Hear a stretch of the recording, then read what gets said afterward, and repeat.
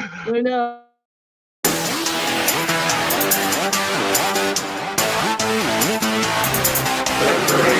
Shut it! I'm Tom Cruise, and I love Molly Sloot.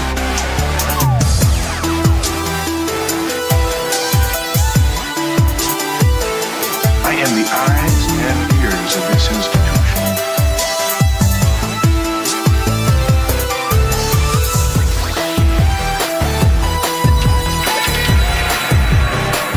Mama don't like tattletales.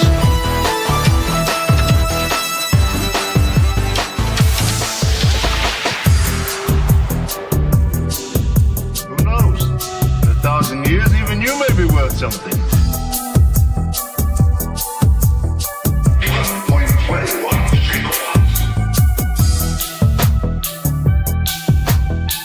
Little hand says it's time to rock and roll.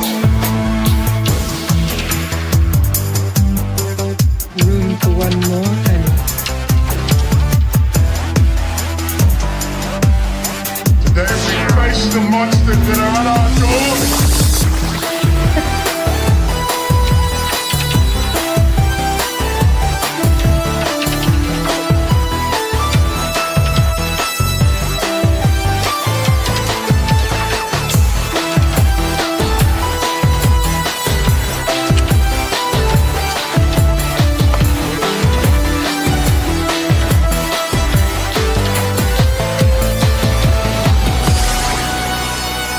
I think we live in overstimulated times.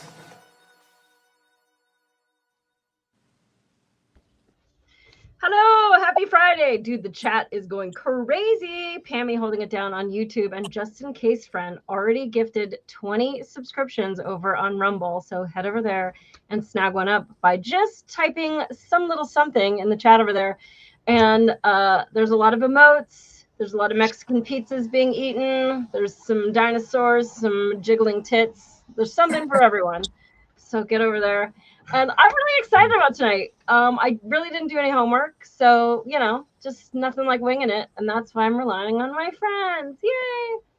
I am Molly Sleuth. I'm here every Friday, whatever time this is right now, 8 p.m. Eastern Standard Time. And I talk about whatever the hell I want to. That's pretty much how I do things. Okay, so I guess we can go clockwise. Maddie, who the hell are you? Guys, I'm good. I'm Matt Reiser, old friend of Molly's. We were in a band together back in the day, and You kicked me out. I threw her out. I did. It's true. I gave her the boot. You have to watch the whole episode to get the backstory on that. Fuck her. And ever since then, you know, I do artwork on stuff and dabble in AI. We were talking about some AI. Nora, you very successfully use AI. Yeah. So I'm excited to hear from you. Who are you? I'm Nora Brienne, and I also know you guys from back in the day in Hollywood. And for the most part, I spent most of my adult life as a makeup artist. And then life took me on a journey to being a content creator. So that's what I do now. And most recently, I've become Catholic. And so I spend a lot of time online talking about that. And so AI is part of what I use to do research and all kinds of stuff. So, yeah. And then my bestie, Randy, who might be the only person on this planet that is more technologically fucked than I am. Hi, friend. Hi, I'm Randy Agard. I'm friends with Molly from LEPD. I was actually a calibration technician in the Marine Corps, and I hate technology. So she gave me some homework, and I came up with all of this negative stuff about AI. But I'm neutral. I'm not negative. So. But how can you be mad when I made this AI of you? Let's just pull up this picture that I made of Randy just Let's for see how fun. sexy I am. You know what I'm about to pull up. I made this beautifulness of Randy. Look at you, looking all nice. I like it. I love it. Codename Dread. Yes. Yes. I made a few. Maybe that was one of the only ones that was worth anything. There were a lot of iterations that didn't pass the snuff test. Let me see if I have another one of you. I know that they're like way deep down in the feed. So I don't know anything about G.I. Joe. Can we just get that off the radar? I had a picture of you in a cowboy hat, so then it decided to call you codename Cowboy. So I made all these posters of Randy, and he loves G.I. Joe, and so I just wanted to make him into all these like stupid action figures, thinking that that was going to be like fun. And let's see, I got another one here. And so then I just like, happens. What like is going that's on? the thing that's amazing is like sometimes AI gets it. Like this one, that's my friend Randy. This one right here, that's Randy. Yes, that's an actual picture. I don't know who that is, but that's not my friend. That's my friend. Right. That's just an accessory pack, though. Like, Right. And so That's I hilarious. mostly use it to roast my friends, basically. In fact, I might just show another iteration of tonight's thumbnail because this one made me laugh the fuck. Oh! First of all, wait, this was the first one I made. And I tried to make Matt look like a gothic rock star. And then I decided that you were going to be, oh no, I wanted to make him a gothic vampire with wings holding his cat. And then Randy, I just said, make him a fat merman because that's the greatest thing I've ever. And then this is what it comes up with. That's so like, bad. Oh my god! I got my face before, but then it decided to change my face when I added friends, and I'm like, why? But then Nora's face is totally fine, and I just Yeah, and my like steroid body. I don't know why you're. Don't even ask. Molly, that's actually what my body looks like. You sure it's not a selfie? Take this shirt off, I look about the same year round. Oh yeah, that's me. And then like Maddie looked like the dude from Harry Potter, like and I was Harry like, Potter. okay, we can't fucking do this. So then I gave it some direction, and then I decided, okay, Matt's gonna be like a Vegas showgirl with a lot of makeup and like an orange like feather and rhinestone headdress. And then I wanted Randy to look really like wet and sparkly and magical. And I didn't give, and then I just wanted Nora to have braids. And so then this is what it came up with. And then so like Matt is now a fucking chick. They're like, I don't even know what's going on with Randy. And then Nora's face is not Nora's face anymore. Yeah, now, it changed. It changed my face too. I look a lot more masculine.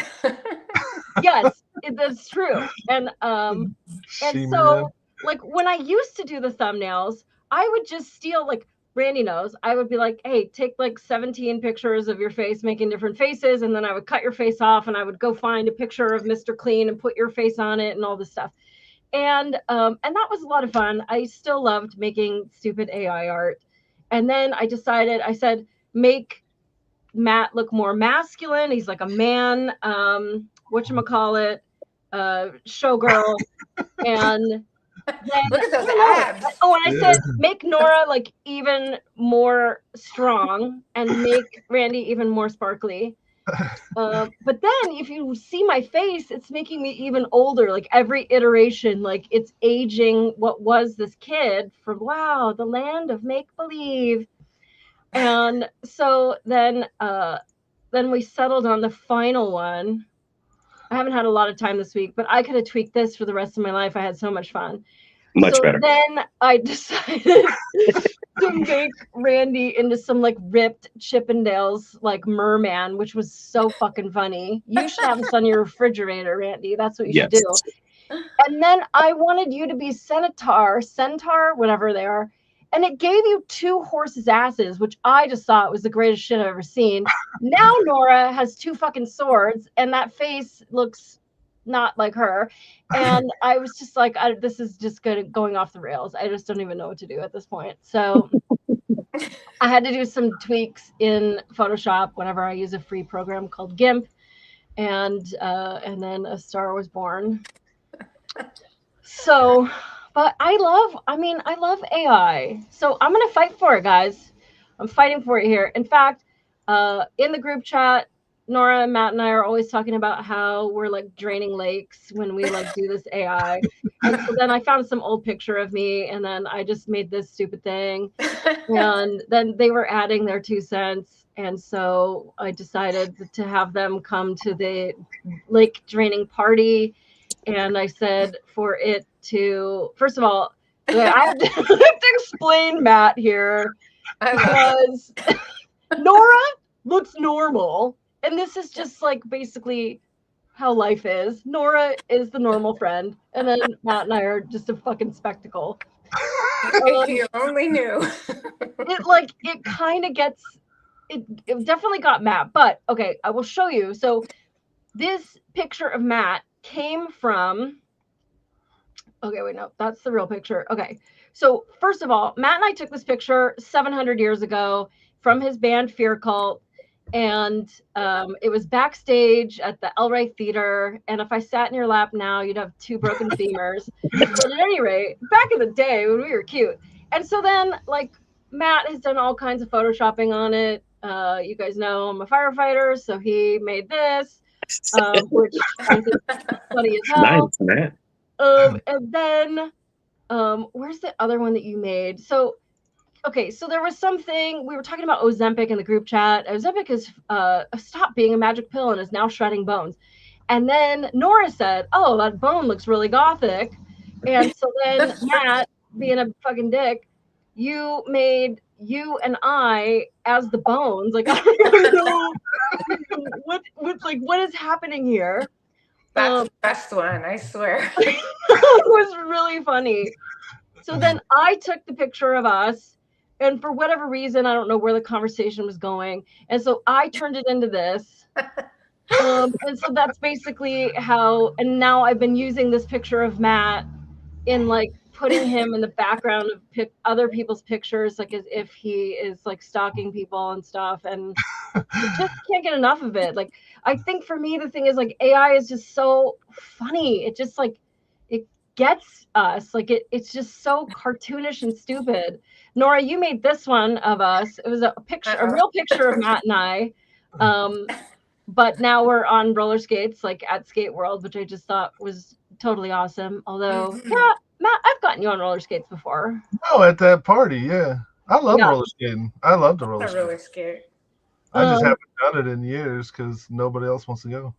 And then you went through like a whole Lisa Frank stage, Nora. Yeah, I love that. So you made this picture from a real picture of Matt and I from back in the day. Yes. And then I just basically use it to like roast my friends. One of the guys at work wants to retire and move to the woods, so I made him a retirement fucking picture. And I had a really good time with that. And then his kid started his first day at a fire department. So then I made this of his kid. Oh my God. And then I had a picture of the 2 of them in a tree, like the whole thing about firefighters rescuing cats in a tree. Well, the cats are rescuing them, which I thought was funny as hell. And so basically I just use it to like roast my friends. I made this cool picture from my Halloween costume. I turned it into a shirt. And then this lady, I went to the Lansing toy convention, and this lady was like, oh my God, I love your shirt. And I was like, thanks, I made it with AI. Dude, the brakes just like stopped, and she was like, what? Like, AI is terrible for the environment. So we're going to talk about that. And we're going to go through all of the ecological parts of it. I just wanted to show some dumbassery that's going on here. And every once in a while, I'll make AI try to marry me and Tom Cruise, but it's never really real enough for me. So I try my best. But it's too fun. You can't like stop. It is very fun, and it's funny, but I think it's even funnier how people get so mad when you post anything in AI. Like in the Facebook group, people will be like, AI swap, and you're just like, yeah, okay, bro, it's a joke. Right. As a matter of fact, somebody had said in like on Matt's page or something that I was like ultra MAGA or something stupid. And I was like, I mean, that's really like all you're really telling me is that you have no idea who I am and you've never listened to me ever. So then I made this, which I thought was funny. That's a good one. And I think I made one of Matt too, but I don't know. I don't know The when. eagle. Yeah, that Ron one. said, when did Matt join MS-13? And then Matt, you changed it and you had us wearing all red, but then in the I background, didn't want to get, it you know, still said, you like, never know what neighborhood okay. you're gonna roll into. You might have to switch it up. Right, but AI didn't get it, and AI put it Azul was still in the background, which means blue, and it didn't change it to red. So like AI gets it, but like it doesn't get it. Like it's still making you a 2-horse-ass centaur, and I am a jackass times 2. like also potentially may have made a poster of me warning of Taco Bell addiction. But like it's too fun. I just can't handle it. So okay. So obviously it entertains me greatly, but there's a cost.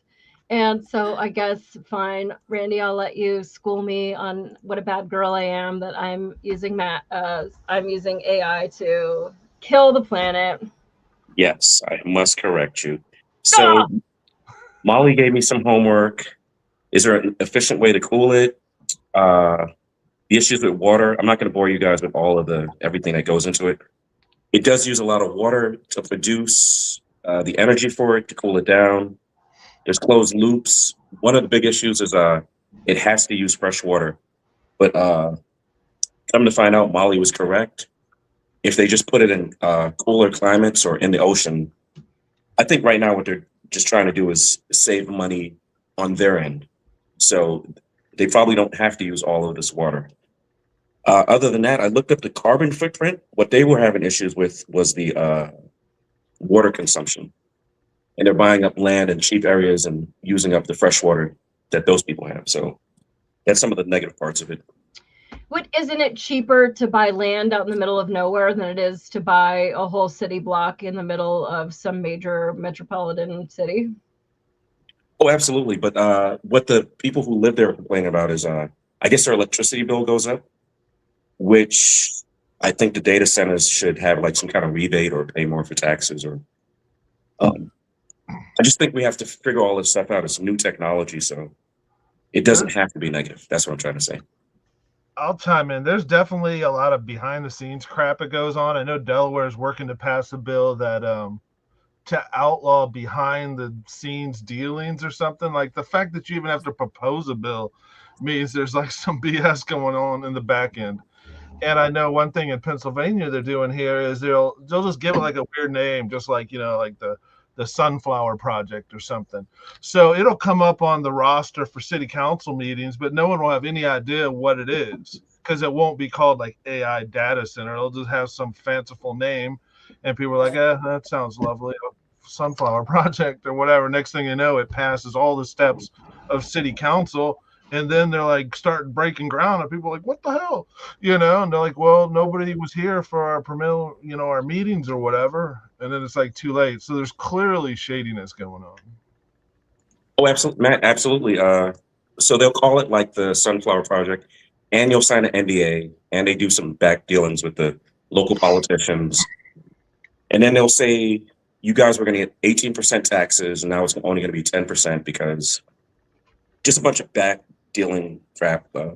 I just wasn't getting into all the specifics of it.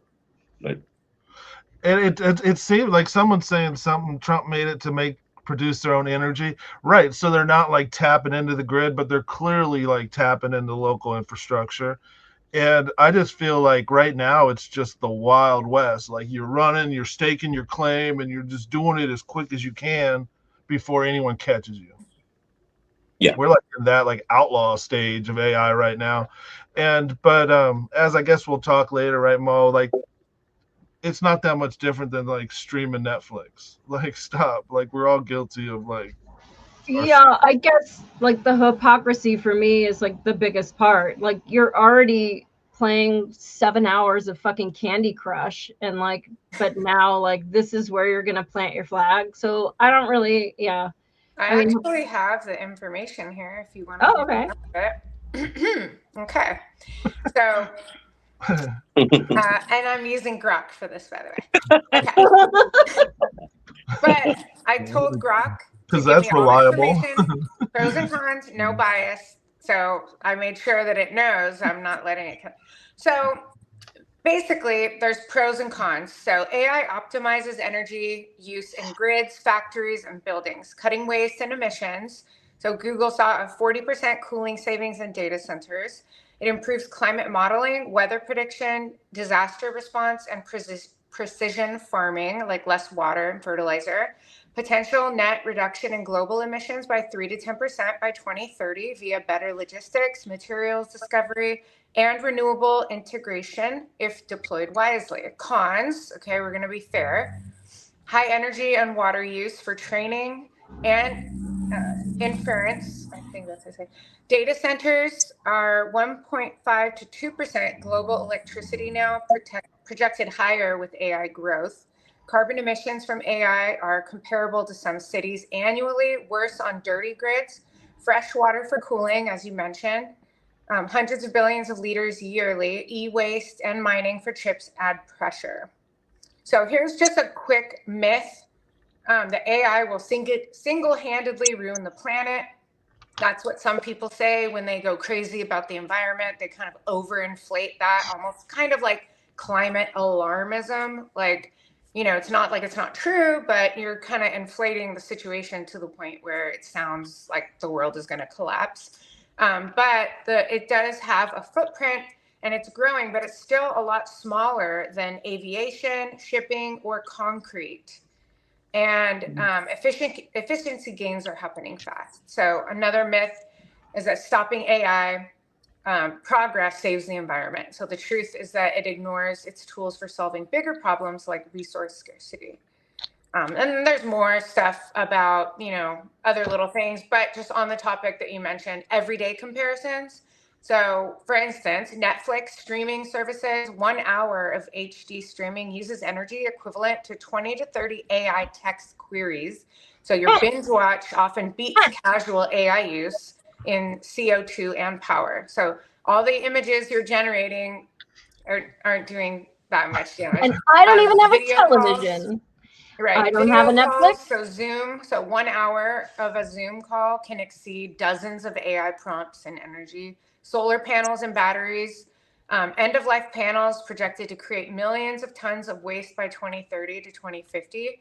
Mining for rare earths and battery production causes habitat destruction and pollution.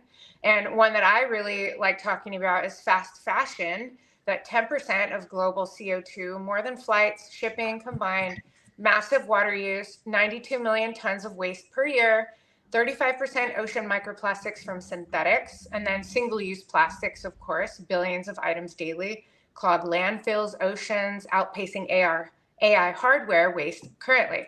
So one of the reasons I looked this up is because I think there's a lot of, not, you know, saying hypocrisy per se, but I think some people can ignore the things that we use on a day-to-day basis and thinking that it does nothing. But now AI is the main focus for disaster. But, you know, in regards to using resources like land and then that causing damage, like Matt, you showed me a video the other day of these people's houses getting flooded. Yeah, it sucks. So there's a lot of like irresponsibility on the ends of the people who are doing it. And so that's where. But the video from West Virginia of the people getting flooded.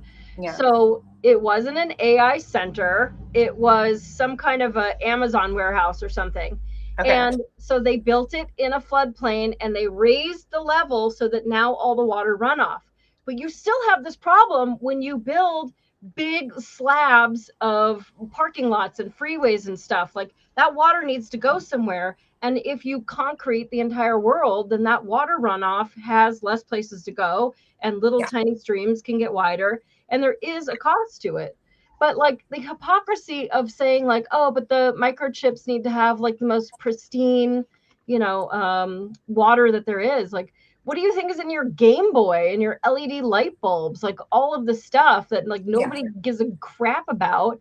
Like for me, it's the selective outrage that makes me go, I don't know, but I know it ain't that. Like, you can't make this like the boogeyman because Yeah. it's not even really quantified. Right now, the water use to grow corn to make corn syrup in America for garbage food that you do not need. Hold on, let me take a sip of my soda. Yeah, I need some corn syrup, please.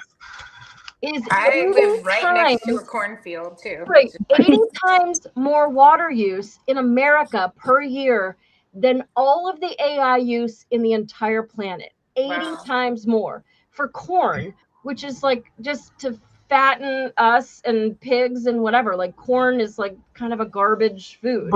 But some of those like statistics are skewed too. You can water corn and still use that water to like water your grass later. Whereas like once AI has its way with it, that shit's done. That's not true, because 85% of what they're using to cool is evaporates and goes into the air. Well, like, what does evaporated liquid do? It makes rain clouds and it comes back down someplace. Like, What about that it other doesn't just like stay in the 15? firmament. Yeah. No, hey, listen, I love AI. Yeah, you do. I wanted to say something to what Matt said earlier about being the Wild West. It's kind of a funny story. I spoke to a professor of AI. She said her students wrote an essay or whatever in AI. She goes to complain about it to the dean, and the dean responds to her in AI. So right now it's just all over the place. And Oh, I you think want it no? will make us That's dumber. It's what you were definitely gonna saying make us was. dumb. Sorry. Sorry. No, I was just saying that my daughter, before I started using AI, she was like sitting here telling me that she was arguing back and forth with her boyfriend using ChatGPT, showing the text, and then having ChatGPT give her a response to paste and send, and back and forth through that. I was like, "What? You're using AI to argue with your boyfriend?" That's wild. It's just like, okay.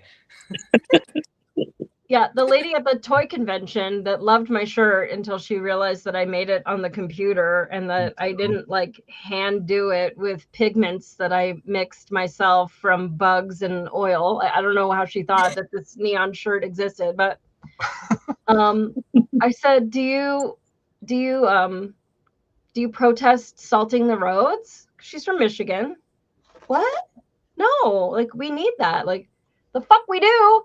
We are buying millions of tons of a mined element from a country that hates us and putting it on a diesel barge and belching it across the fucking ocean to sprinkle all over in wintertime to kill green belts and erode cars and kill freshwater fish and all kinds of stuff. Like, just stop. Like, don't worry about my fucking neon goddamn shirt. You're here at a toy convention, so I really don't think, like, as Yeah, there's know, right? nothing. so There's nothing ethical about a toy convention. Like it's right. nothing So, but like, plastic. if you want to take away all this unnecessary shit, there are plenty of things that you can take away unnecessary shit. If you're so worried about the water and the electricity and the resources, then you start to looking at like video games and like no more memes and Google and social media and like even colored house paint and jewelry and soda and single person vehicles and carpool lanes and any recreational vehicle and pets and makeup and corn and like there's so much stuff that is unnecessary for your human life, and you give a shit about my neon shirt being made in like 2 seconds. So I did see that there was a guy, hold on, where's my thing? It's less than 1/15 of a teaspoon of water for each inquiry that you make. And so we say that it's thirsty, but that's as much water as I've drank in the last year. So Once it is not goes very through much. me, you don't want it. But if 85% of it evaporates and 15% of it gets reused in the system until it eventually, evaporates or that's dead, like, you're still talking about not very much. Like, you look at your car, a car radiator only holds like up to 4 gallons if you've got a big engine. And like, you've been driving around with the same goddamn water for like 20 years. So Well, that's funny because my dad told me this, I don't know exactly what it is, but he was saying like, in Dubai, they have to like spray water on the city to cool it off because it's so hot. I don't know exactly what the details are, but when I heard that, I was like, what? Okay, but so that Have you heard about that? If you want to be ecological, then you cannot allow humanity to live in uninhabitable cities. Right. We need to be nomads. We need to be Amish. Salt it so that you can, so that you can drive in the winter or air condition your house so you can live in LA, in the summer. Mhm. So if you really care about the whole eco thing, like crypto mining and car washes and like, don't even get me started about mowing lawns, because here you get a ticket in Michigan if you don't mow your lawn. And like, first of all, lawn is such a thirsty, shitty, native plant. It doesn't do anything for pollinators. And so why are we like trying to keep up with the Joneses about like, oh, my lawn is greener? Like, lawns are so freaking unnecessary. You have no idea. If you came to my neighborhood, you would be laughing. I call him the lawn Nazi because he's constantly mowing. He's constantly spraying for weeds. He's constantly mowing in a what do you call that? Like a hash or diamond patterns, like perfectly aligned patterns. And everybody in my neighborhood's obsessed with mowing their lawns. Like, it's crazy. Like, everyone except us. Except us. Right. And then the pesticides and the unnatural fertilizers and I see the bunnies like outside and the deer and everything, and I see what they eat, and they don't give a shit about the grass. Like, this turf grass stuff is just an abomination, and it's taking up all kinds of irrigation. And then when you mow it, so if you have long grass, you've made more shade, you have more habitat for pollinators and other things that live in the grass, and it's less heat. And so, but like, oh, we have to keep it at 3 inches or you're going to get a ticket. Like, don't get me started with. And then like Gavin Newsom, I'm going to get on that fucking horse again, because he has a $9 million estate in California with a wall of bamboo. Bamboo is not native to California. It's a very thirsty plant. And he's telling you can only water twice a week for 10 minutes at a time, depending if you have an even address or an odd address and all this garbage. Like, bro, what's making your bamboo grow? I don't want to hear it. But yeah, I think there's a lot that we could do to be more cognizant. I just don't think that AI is this big boogeyman, and the selective outrage just makes me totally push back on everything. Like, as long as we are still allowing for planned obsolescence, that you're allowed to make these shitty things that you're going to have to throw in the trash, whether that's a spork or an iPhone or whatever, like, if we're making stuff that isn't to last, then you have like no leg to stand on when it comes to telling me if I can turn my friends into fucking mermen. So, well, that's also how it is when you see like renewable energy. Like, it sounds great in theory, and it is, but nuclear is really the best renewable energy, or not renewable, but clean energy. But like windmills or whatever they're called, and solar panels, that stuff, they don't last, and they just end up in landfill, and that creates pollution. It kills birds, like all kinds of stuff. And people just seem to ignore the alternatives, like, just don't do this, don't do that. But then they're kind of like, it is like a double standard where you're thinking, okay, well, what about the iPhone that you upgrade every single year? Not Randy. He's rocking this like 2021 fucking whatever phone. 21, 2019, buddy. Oh, is it? I think so. I don't know. I had it so. Dude, Zach has a 2000. Wait, no, he has an iPhone 8. He refuses to get one past the 8. Is it a flip phone? It has twice as much gigs. Twice as much gigs. Okay. Does he have to put a quarter in it? Samsung. It still has a button. It's like a dial on there. There's a dial. 911. A rotary phone. It has a string on it. Oh my gosh. Yeah, I don't know. Just the selective outrage is retarded. But tell me more about how I'm a bad girl, Randy. I think she's correct with the whole selective outrage. So you're polluting with all these other things. You notice it's the I can't see your name. Nora. Nora, yeah. I think us kicking religion out, we have just these new religions, and one of the new religions is I need to do something. Mm-hmm. So even though you're not fixing anything, and I want to fight pollution, well, you're building these windmills that destroy the environment. It takes up way more than it just takes more than it's giving back. And it's this, I need to do something. I need to do something. But that's my 2 cents on it.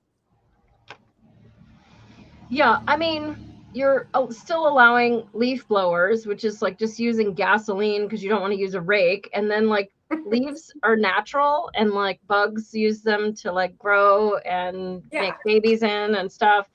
I don't know. I just think I'm not a hippie by any stretch of the imagination, but if you want to like micromanage my stupid AI content, then like I have questions. Yeah, you're like, okay, you need to ditch your Right. game, ditch your If you're running a porch light all night long, like I don't want to hear about it. But the trouble is, you can't ever have a conversation with the people. You know, they come at your neck and it's boom, boom, boom. They're right, they're right, they're right.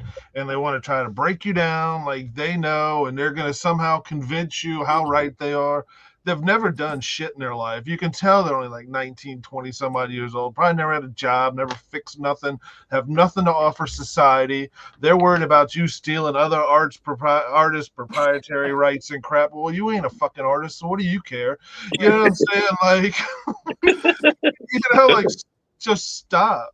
But they won't, because kind of like what you're saying, Randy, is like I feel like they've already like kicked Jesus to the curb. So like I'm gonna feel good about myself somehow, and this is gonna be my new religion, and I'm very like, you know, faithful in it or whatever. And I have an emote for that. It's Keanu Reeves as Jesus, and I've just it's dumb. Yeah, I mean, there was like a girl, I think that was like yelling at you on your page, and then like I looked at her page, and I'm like, okay, your whole outfit is made out of plastic, right? And makeup, like the cosmetic industry, the damage it does to the environment. Get the fuck out of here. Talk about some shit you don't need. Look at me. Look how beautiful me and Randy are. Zero makeup. Zero. Wait, this is the first time I put on makeup today. I never wear makeup unless I'm filming. Well, unless I go to church. I go to church and then I barely wear makeup compared to how I used to. But when I was a makeup artist, I had so much stuff. And I used to sit there and think about the fact that there's so much packaging and plastics and all these little things. But then they're like, oh, but we care about the environment. And I'm just like, you know how ridiculous this sounds? Like your company is probably polluting the world more than you guys. But the virtue signaling of like, oh, but we care about. They don't care. Yeah, they don't care. You can't be in the vanity business and care. You can't. Yeah. Right. But like, so you make a tube of lipstick and you've got to make, you know, let's say 10 colors. And then those are all made with all kinds of chemicals and water to wash all of everything, and then packaging and all that stuff. And then they go into single-use boxes, and then they go into a million different trucks to be in this town and that town and that town. And that's all diesel. It's going out all over the country so that this lipstick can exist. And like, there's already lipstick. It's like, you know, everybody has a lipstick. We don't need another lipstick. So I don't know. I mean, I don't really care. Like, I'm going to die on the landfill I created. And I'm okay with that. But like, you need to just tell people if they're going to complain, then they need to be Amish, period. Like, they need to be old order Amish. You need to drive a buggy. Well, Amish needs a fair share of gasoline as well, though. So I think it goes back to what Matt said with the you bring up any subject and people just go nuts. You're like, red, you don't like blue? You're a blue fashion. It's like, God, I like the color red. And so this AI thing is just a new thing for us to. My thing is, I look into who likes something and who doesn't. And right now, people who usually like the wrong thing doesn't like AI. People who always fall on the wrong side. I'll give you guys a hint. They love criminals and they don't like AI right now. So I'm like, that's making me like AI. And it sucks because it seems like it's always that polarization right now, regardless. It's like whatever the topic is. And it's weird that, like, I feel like we're wired that way. Like, some people's minds just like are fiscally responsible, and then some people's minds are just wired to hug a thug. You know what I mean? Like, I Yeah. don't know. And it's like at some point we could work together and live together, but then like it's gotten to the point where you just like everyone's so off the rails, like either side of the spectrum. You're just like, what the fuck? We Right. weren't like this before. We were like kind of cool and chill. And oh, you like guitars? I like drums. You like Right. race cars? I like sports. Whatever. We Now never it's cared. yeah. We didn't care. Right back in And the I 90s. think, but you know what though? I think we used to spend more time like with people. We had to. I watched like some weird little video or something, drawing up a lake, and it was talking about like in the old days, like say like in the early '90s or whatever, you're meeting your friends outside a school at the parking lot at 7-Eleven, Nora, and you got to kind of like you show up. Say you're the last person to show up, you got to like read the room. Because like you might just be walking into like someone just broke up or something happened or whatever, so you got to learn all kinds of mannerisms and these like unspoken narratives the second you like walk up. And if you grew up in an environment where you're just behind your phone fucking texting whatever dumbass shit, you don't have that ability to read the room. You don't have that. So all these like little micro like nuances that we were able to pick up on, like people these days they can't, so they don't really know how to get along, where we were forced to we had to get along. If that was your neighbor and you're like living in Tucson, there's only like 20 houses in the square mile, like you're playing with that dude. You know what I'm saying? You got no fucking choice. It's like that's the only kid your age in your neighborhood. That's who you're gonna play with, so you're gonna have to figure out how to get along with them. Well, also too, I think people have forgotten, especially after the COVID lockdowns and everything, people have forgotten how to like socialize face to face, especially like the younger generation. Like they pretty much went throughout high school at home, and now they're just like socially like stunted. Like they don't understand. Like I'm not sitting here ragging on my daughter, but I'm just saying her generation, she struggles with like socializing in person, like in the sense that they're just really comfortable just being home, playing Fortnite and just chilling. And like, I was like, don't you guys go anywhere? Like where do you hang out with your friends? They just sit at home playing video games, which is fine sometimes. I don't hate on that, but I feel like, you see a lot of the younger generation, Gen Z, Gen Alpha, whatever. They just live online, and it's just so weird because I'm like, we had to like call, and be like, get off the phone, I'm trying to call a friend. Like their the mom. struggles that we had. Oh no. I remember Randy, even like we're like old enough that we remember before call waiting, where you just get a busy signal trying to like call your friend all night. Dude, I learned about Star 69 in college. Someone's like, yo, check this out. Press star. You're like, oh shit. It's like, you know what I'm saying? Like that could have been there the whole time. And we had like no idea. You're the phone ring and you try to get it and you're like, fuck, they hung up. You have like no idea who tried to call you because there was no answering machine, there's no nothing. You're like, who could that be?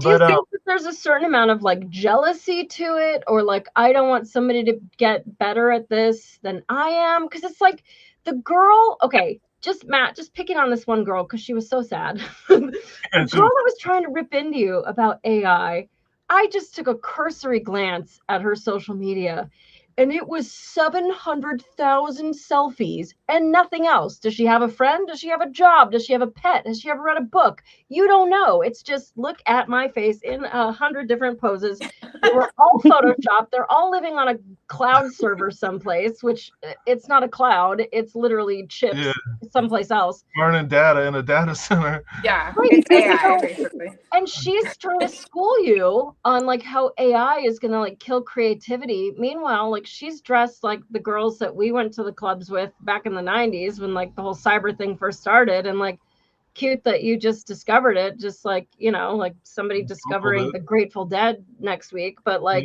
we've already been there, done that.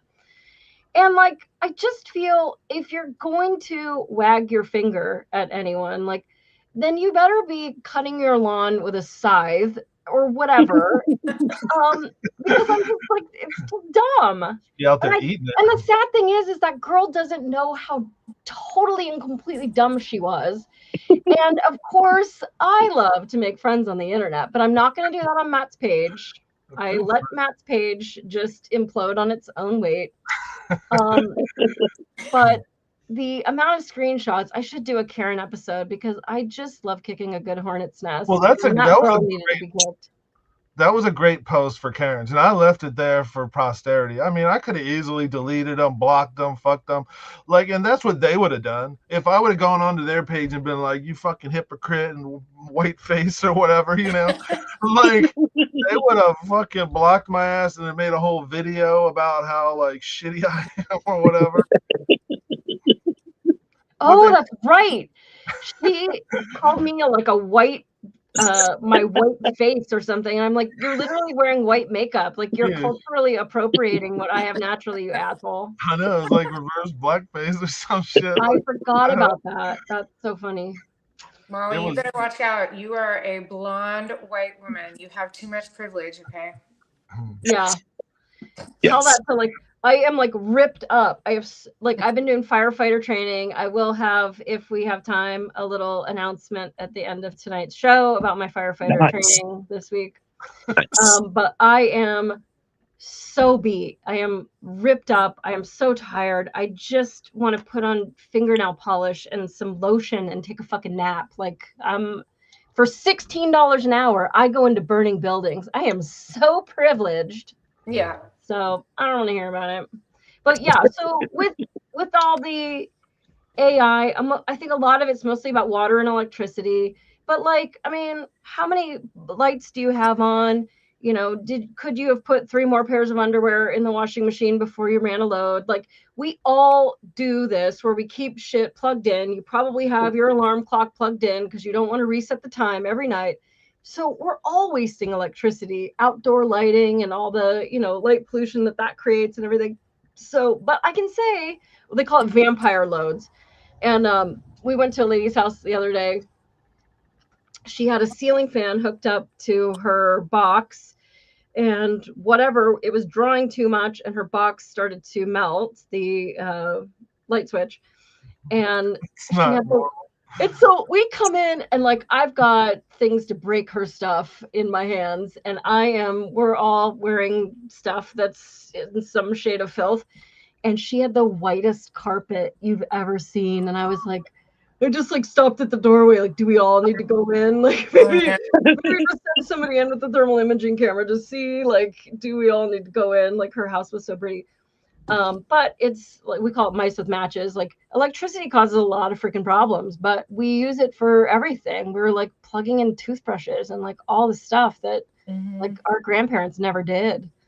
And now we're like clutching our pearls in horror over making fucking memes. And it's just dumb. We have storms, and I don't know what it is about my neighborhood because we're like in Tennessee. We're right on the edge of Kentucky. And so we're kind of in the tornado zone. But every time we have like a crazy storm, the power goes out.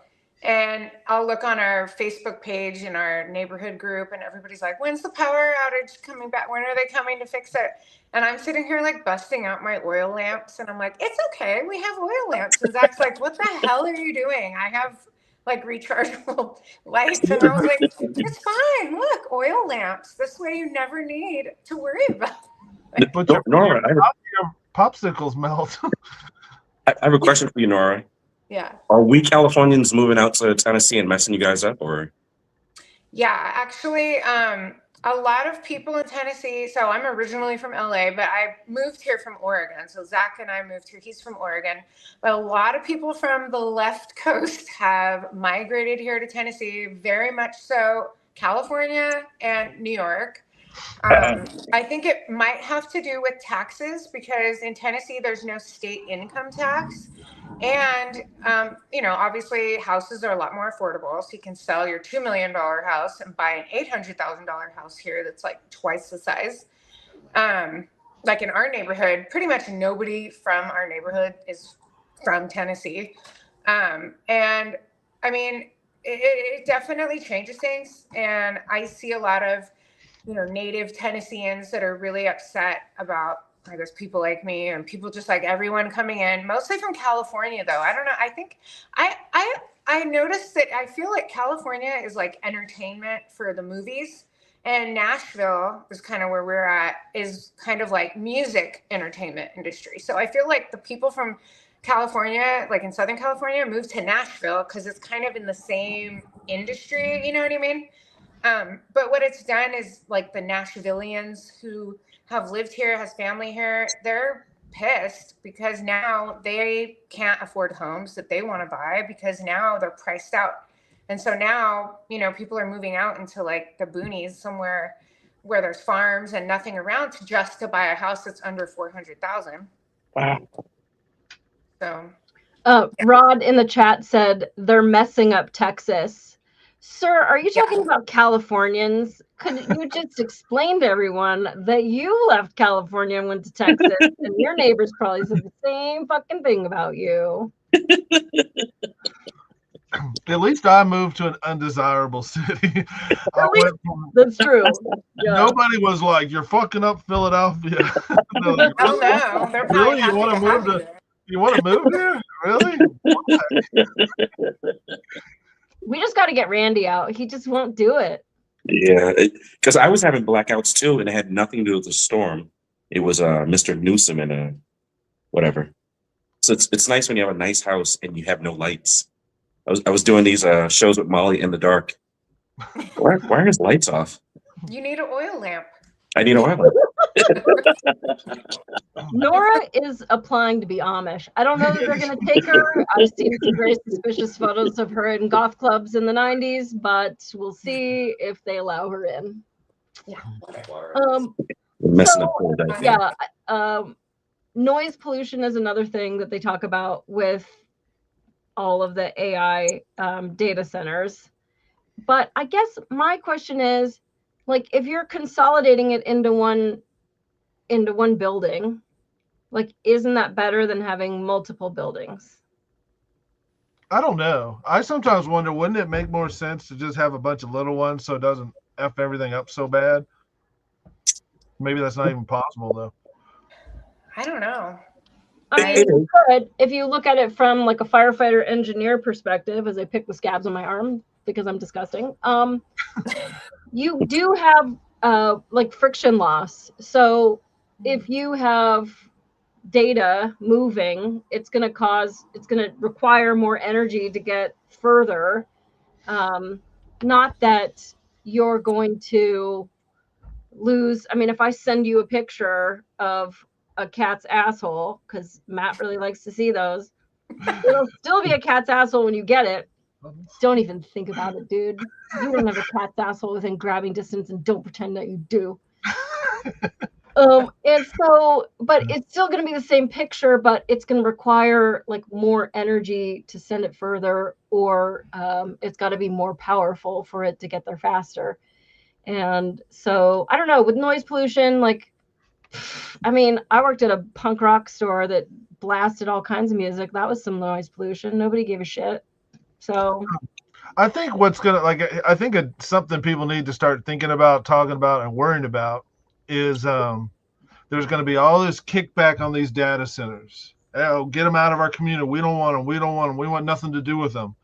And I can tell you right now who's going to take them. China. Mm-hmm. Yeah. China's going to take them. So then they're going to have access to whatever security vulnerability that exists with controlling all our fucking data. You know what I'm saying? Like, it's probably encrypted or whatever, where it's not going to have our passwords or whatever, but we rely upon that data. If we're running smart cars that drive themselves and our phones and our everything is now AI and run by AI, we need that data center to process that information, and we need it locally. But if everyone's pitching a fit, it's going to go somewhere where they're going to have control of it, and all of a sudden they're going to hit the switch on us. Right, but just because it's local doesn't mean that it's American or American interest. We've got plenty of things, plenty of little free games and tip calculators and weight charts and all kinds of stuff that you can download to your phone. That's all spyware. all Yeah. that like cheap like light bulb, like those security cameras on Amazon that are like $7. You just showed China your living room. You know what I mean? Like, there is no firmware on that stuff. It is just an open gateway to everything in your life. Like it really is. And if you think otherwise, you're wrong. So you better segment your network at home or have an idea of what you're doing in the cybersecurity world, or you're cooked on that. But yeah, it's definitely a vulnerability if we were to allow it to be outsourced, which I kind of feel like, who's to say all this propaganda that's going about how the data centers are doing this, who's to say this isn't run by a foreign entity? They already are spreading propaganda in the US anyhow. So who's to say they're not the ones stirring it up? Because I sent you guys that video about the data center in West Virginia, and now Molly, you're saying it was like a parking garage or some shit. It wasn't even a data center. Amazon warehouse. Yeah, so it's already misinformation. Who put that video together? But even like, so any structure should have some, semblance of responsibility, that they're not creating some kind of, like, if you crown the city, then you're going to have more runoff to these poor people that had, water under their trampoline. And it's like, even I remember my aunt sold the property next to her house. She had like this grass yard we used to play like TV tag in and stuff. She needed the money, sold the house. They built a new house. All of a sudden, her basement, which never flooded, was a flood problem. She had to get the sump pump and all this stuff, and then she ended up just bouncing. And it's like, yeah, like it's sad, but the only like way around that is buy all the land around you. I live in a row house. I can put my ear to the wall and I can hear neighbors, but that's a choice I made. You know what I mean? I know that any point some complete trash bag can move in next door. The only way around that is buy the house. So if there's a big empty lot of beautiful trees or whatever, and you want that to be there forever, start saving your money. That's funny because we live near a cornfield. We live in a neighborhood, but it's kind of in a rural area. And we keep saying, because we're going to be moving soon. And so we're thinking, we want to make sure that we move before they turn that cornfield into either another housing development, which are all over the place, or another factory. If you drive probably just like 2 or 3 minutes away onto the main road, it used to just be nothing but like farms or just plain land, like cows are just laying in these puddles. And now there's an Amazon warehouse. There's like 3 other gigantic buildings, and they even Oracle, LG, and there was like this house and this big, huge land. They probably had like 10 acres or probably more than that. Completely leveled. The house is gone now, and now they're building a factory or something on it. And the last time we had a storm, we had people who had to take boats to get to their houses because even the developers just build everywhere. And now when we have floods, people like literally can't cross the road because it's crazy here. And I don't know, Tennessee has like that red dirt clay. So it doesn't drain, you know what I mean? It just like puddles up.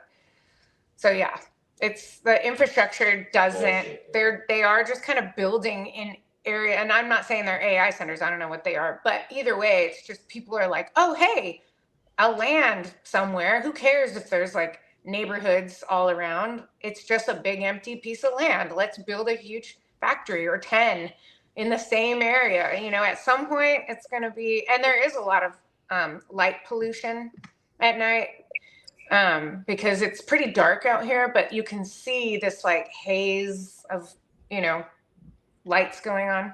But I'm not sitting here crying about it, but I don't like it. But you're moving. I'm moving. You're doing something about it. Like unless you own it, like you have no control over it. It's like a renter complaining about like changing. Like you don't own the damn building, dummy. You know what I mean? Like, yeah, but you're just one bad neighbor away from living. I have a neighbor. They can probably hear me. They party every day, like at 3 p.m. Super, super loud. Yeah, you. I know where you're sitting right now, and I know they can't hear you. Hey, Maddie, Red Bike says, Matt moved to Philly and the neighbors said, here comes the neighborhood. Yeah. Nah, I've been here 20 years now, and it hasn't got. I'm still the only white person in the neighborhood. I The was only gonna say, person who's like, you actually brought value to the neighborhood by I don't think so. I get harassed pretty bad. I think I'm the you're person making they it call. diverse. I get L&I complaints all the time, and I look up other houses. They don't get it like I do. They're like, get this. What's that? What's L&I? License and inspections. So if my weeds are too high or whatever, like every house around me's got like, it's the slums. Like everything's to shit, but I'm the one getting the violation. They don't want That it. happened to me in Hey. Koreatown. I was the only one that would get parking tickets. Like if you had some absolute piece of shit with like a bumper made out of like old soup cans, like no problem. But my car that was licensed and registered and insured, like tickets. Because they know you're gonna pay it. I know, it's fucked up. Right. Rose Thistle says, county governments are supposed to manage who's allowed to build where, but many want the money that factories bring in. That's really true, Rose Thistle, because they're getting a lot more taxes to be able to pay for roads and infrastructure and all that stuff. Now, you have a lot more usage. If you build a Walmart, you got a lot more people coming to that than if you build a single family house, and you hopefully don't have as many people going to the single family house, and it depends on what you're selling out of the driveway. My thing is, like Pennsylvania's got so many of these like Rust Belty towns that like the coal industry dried up or the steel industry dried up, that they have areas that are already polluted to hell. Build the data center there. Bring the jobs back to these infrastructures that already exist that are like struggling. But no, they seem to put it in the middle of like a beautiful farm. Like Because it's cheaper and there's less bureaucracy. And I mean, I know just from, doing fire inspections and all that stuff is like, it's harder to take a pre-existing building and say, I want to make smoothies in this building than it is to just like go buy something across the street that's nothing there. And then you can make it to your specs and you don't have all these problems and permits of like, I want to move this over here, or I want a kitchen over here. Like, well, you've got to move the door 4.5 inches over that direction. Like, it's just like bureaucracy is part of the problem. Like, we have just so much. There was a guy I talked to the other day, and I had to help him with a permit. He's building a deck on a house. It's half built now. Somebody said, you have to get a permit for that. So he comes in. He only speaks Spanish. I'm in Michigan. So they're like, oh, Molly, could you come? Like, I don't know anything about like footings and all these like construction words. I can tell the guy to fuck off and suck my dick, but like I don't know anything about construction, but I'll try. But anyway, like so they're basically telling him like you have to take it all down to completely nothing so that we can see the like bare dirt before you started. Like you could see what it would look like if it was bare dirt there. And I just feel like the government shouldn't get like so up your ass about everything, like ruining this guy's like what does this guy feel like the next deck that he builds for somebody? Like why is he even going to want to like comply at all? He could have just built the deck and went, cool, I got my money and I'm out. Did you pull a permit? I don't know. Bye. That's your problem now. Thanks. Right. I waited 2 years to get steps in my front of the house because of the Philadelphia bureaucracy, just the bullshit of the permits. I already had the blueprints, the engineer inspected or whatever. Just the whole permitting process was a fucking clown show. And it's so dumb. And I think that's kind of like, so AI really is just a tool. The government was supposed to help us. Clearly they're not. And so we had kind of talked about how AI is a tool, and like a gun, I could use it to feed my family or I could use it to wipe out yours. Like if AI, like, I mean, I use it to roast my friends, and that's basically, that's how I use it. But I want to talk about to Nora, because you use it as a tool and you use it for all kinds of great shit. So what are you using it for? So I use like a lot of different AI apps for different things because different ones are better for certain things. So for instance, like when I'm making my videos, I come up with the concept and then I kind of do the research. So I'll use certain things like, for instance, if it's like a more current events topic, I'll go to Grok because it's connected to X. So it has better information on like what's up to date quicker, right? Than like ChatGPT or these other ones. And so I can look up, for instance, like the papal encyclical, what it says about what he's talked about with AI or whatever, and it can give me that information and pull it up from multiple different sources, so that if I'm going to be making a video, I know that I can have this up-to-date information with sources. So it allows me to be able to research things more efficiently and more accurately, so that I'm not just saying a bunch of stuff and being wrong about it. I'm not 100% perfect about everything, but and then like with ChatGPT, I use actually ChatGPT more in my personal life. I use it a little bit for asking questions about my YouTube channel, certain things like about algorithms, and what times it's better to post certain things, and just little things like that I feel like it helps me do my job a lot more efficiently, so that people who are watching my videos can get more out of it and not be wasting their time if they don't want to watch what I have to say. But like with ChatGPT, I kind of started using it as my health coach, because I have issues with emotional eating and weight issues and this and that I've struggled with. And, I see all these people taking GLP-1, and I'm sitting here like, I don't want to take GLP-1, but it seems like it's giving people the tool that they need to kind of get a hang on these certain habits. And I was like, well, I don't want to do that, because obviously it just turns your bones into goth characters. And I don't want that to happen to me. And I'm poor and can't afford it. So I basically said that I told it, these are my goals. This is what I struggle with. Give it a background about me and say, this is what I want to do. And so basically what I've been doing is using it daily to track what I eat and how much I slept. Did I have a bowel movement that day?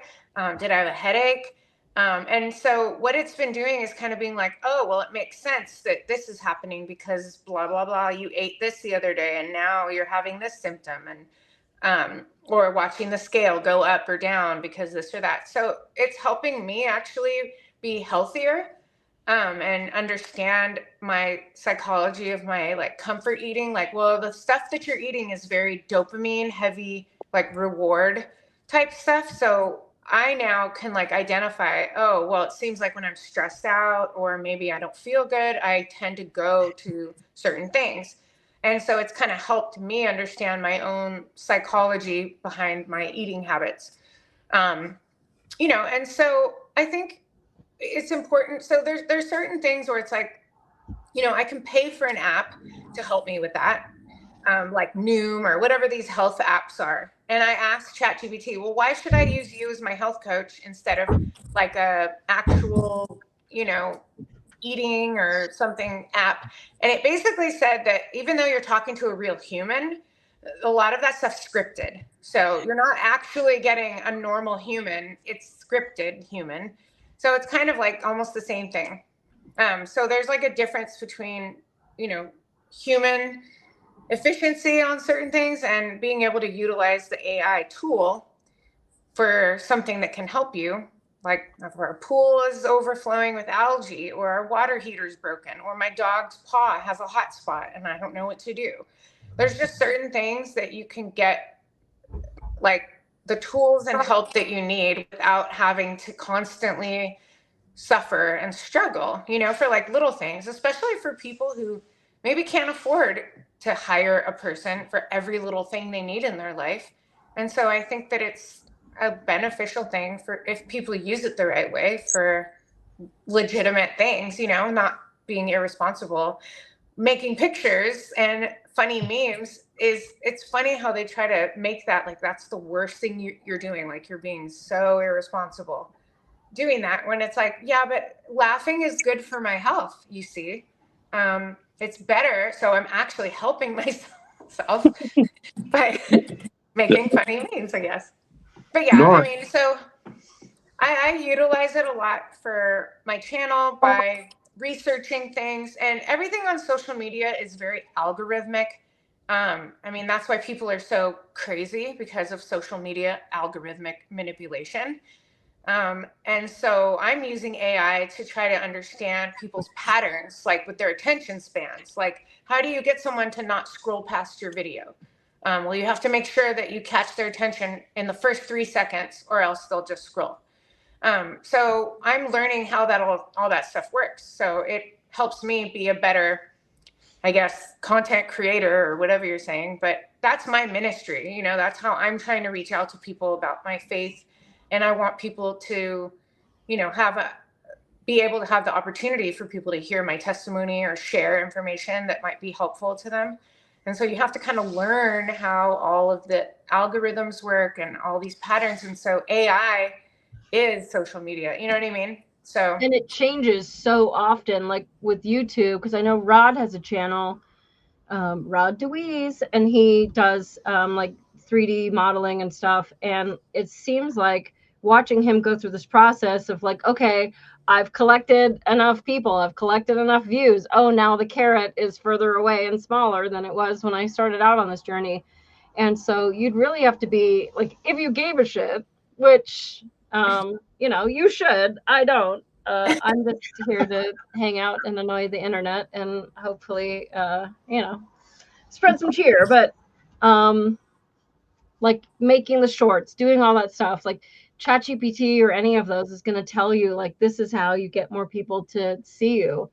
Like, yeah, and it helps me kind of understand, like, you know, if I make a video, I spend hours, you know, I film it, I have to edit it, I have to upload it, I have to make a thumbnail for it, you know, I have to adjust all of the sound, and, you know, it's just a lot of little technical things.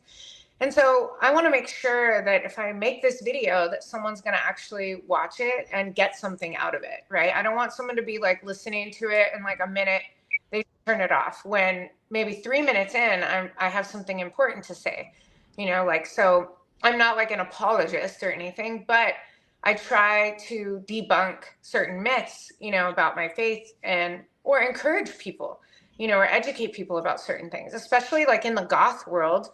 I've found that there's a lot of goths that are interested in faith, and they're interested in Catholicism particularly. And there's a lot of history, there's a lot of art, there's a lot of beauty.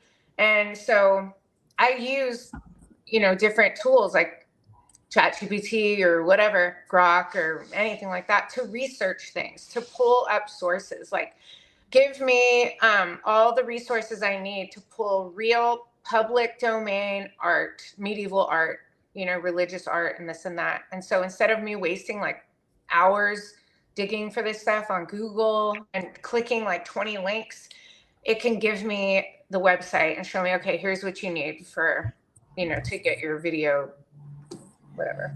So. Nora, on the medical side, I heard AI is like 300% better than your doctor, because I want to give you this shot because I'm going to get a kickback from Molly. So even though you have a headache, I'm going to give you something for your stomach because I'm going to get $1,500. Whereas AI is like, oh, that's consistent with you being dehydrated. Drink some water. Exactly. Yes, exactly. And that's exactly the point. Like, my doctor is so stupid. Like, he literally told me that I'm like partially deaf, you know, I literally need hearing aids from going to clubs my whole life, I guess. And it literally tells me, oh, he's like, well, do you cut the pork on the same cutting board as you do the vegetables? You cut them on the same thing? And I'm like, what are you talking about? He's literally telling me that my ears are ringing, like I have tinnitus, because I've chopped pork on the same cutting board as, or vegetables on the same. I was just like, I can't. The pork with the vegetable? The pork with the vegetable? And I'm like, no, dude, what are you talking about? And he's like giving me antibiotics. And I'm like, what? Asking about COVID shots. Asking me, oh, did you get the COVID shot? And I'm like, no. And he's like, oh. I'm like, and he's like, why? Well, wait, tinnitus is a side effect of the COVID shot. So why is he telling you, oh, like he's judging you for not doing it when, like, he's literally sitting here. Well, maybe he's telling you might have a parasite. Then he's asking me about my religion, like to try, and he's like, why not? And I was like, I don't know. Like, I'm like, what do I say? I don't want to. And I was like, you know, it conflicts with my religious beliefs too. And he's like, oh, well, I'm a Methodist, so. And I'm like, well, I don't know what to say, bro. Like, I don't know what you're trying to tell me here. I'm trying to figure out what ethnicity this guy is. Pammy on YouTube says Nora has a Dr. Magoo. I'm not saying anything. Maybe you have parasites. Next time you go into his office, just shit on the exam table, and then he can do a test, and then he could find out for sure.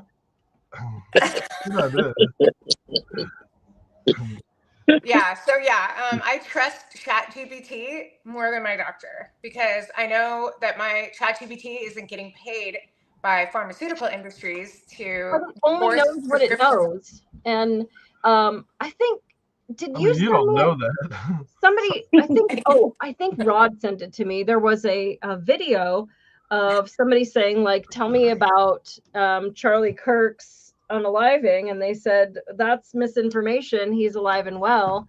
And they said, fucking check again, bro. And then it was like, oh yeah, sorry.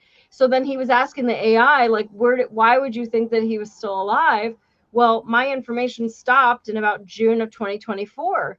And so although the AI, if given a wealth of information, will know more, if you limit it, and that's what you're talking about when you're saying that it's recycling or it's in its learning phase, training, that it has to constantly be consuming more information. And I also think that's why AI is so funny, because we always share these like ridiculous, memes and racist this and that and whatever. And like, it can be so totally raw where you're just like, oh my God, like if I was to make that, I'd be in big trouble. But look at what AI did. And because it's just got an aggregate of everybody else's like sense of humor, which especially for America is based a lot off of like roasting each other and alliteration and sarcasm and all of this stuff. And it doesn't quite get that yet. Yeah. Where it's like, oh, you're right. You're totally right to call me out for that. I was wrong. And I'm like, yeah, that's right. You don't know what you're talking about. I think I would be afraid to tell AI that it was wrong. I don't know. It's pretty funny. I'm not gonna lie. I've had fun with AI getting in arguments to just be like, you don't know what you're talking about. You actually told me this, and I just found out that it means that. So you're supposed to be the one who knows everything. Oh, I'm sorry. You're right. I can make with the machine. Pammy says, if you ask AI about Christmas 2026, it says there will not be a Christmas this year. And then she put the alien emoji. So I was making a thumbnail. Randy and I we put a show in the can in case anything happens that we can play a show.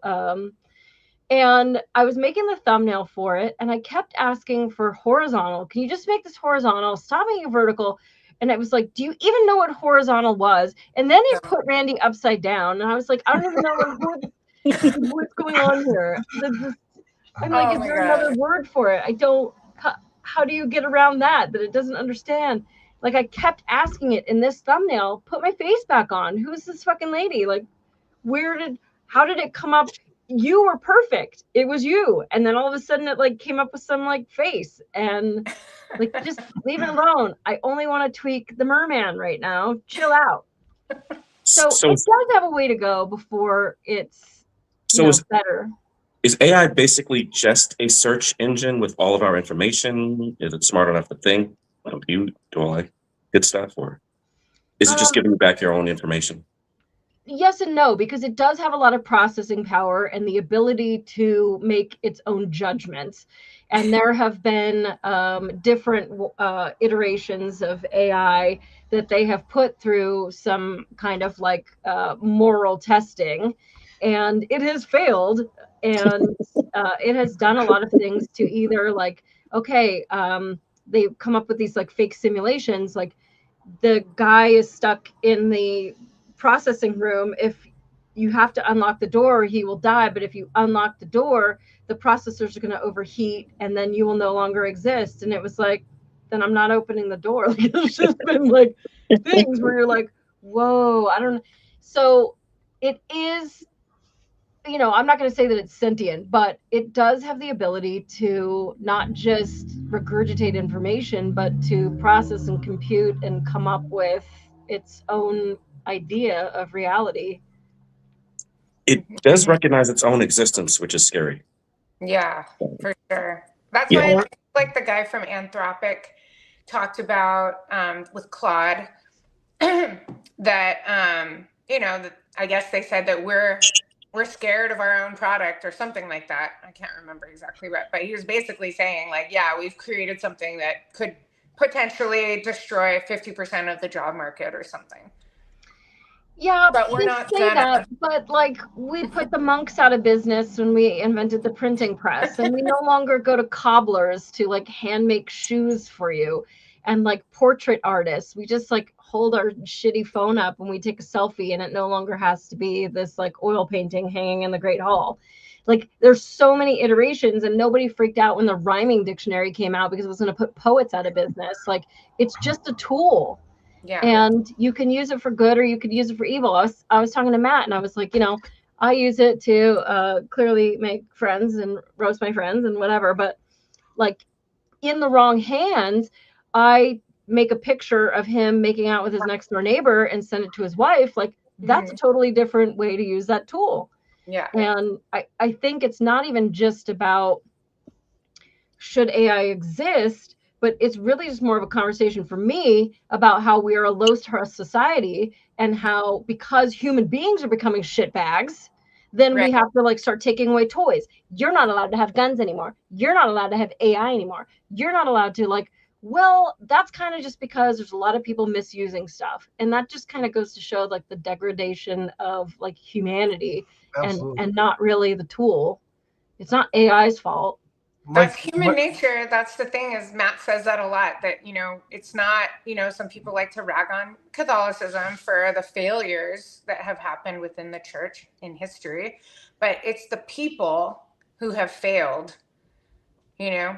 And when you really look at that, it's just like our country, like, okay, we live in a great country, but there's been a lot of people who have failed us. And that doesn't mean we should just abandon our country because of that.